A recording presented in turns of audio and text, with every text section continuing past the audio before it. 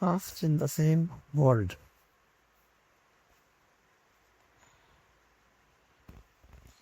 இந்த ஆங்கில மரபு தொடர் தமிழ் அர்த்தம் ஒரே மாதிரியாக இருப்பது, ஒரே அச்சு வார்த்தை போல் இருப்பது.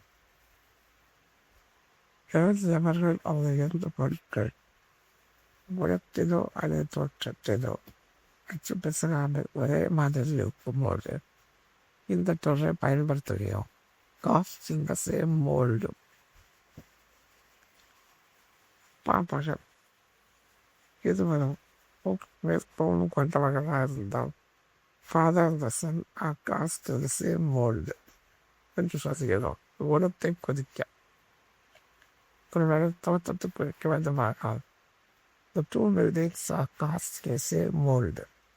இரண்டு கட்டிடங்களும் ஒரே அச்சு நாட்டத்தினால் ஒரே மாதிரியாக உள்ளதா.